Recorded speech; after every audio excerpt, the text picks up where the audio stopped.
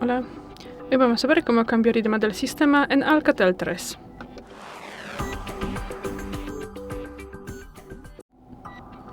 Para esto pasamos a los ajustes, luego bajamos y abrimos la última pestaña Sistema aquí.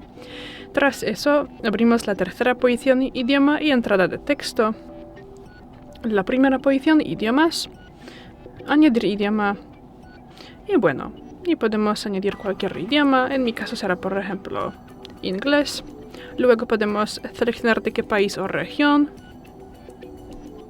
Y tras eso, para ponerlo como el idioma predeterminado del sistema, lo tendremos que mantener pulsado, lo arrastramos arriba, esperamos un poquito y ya, es todo.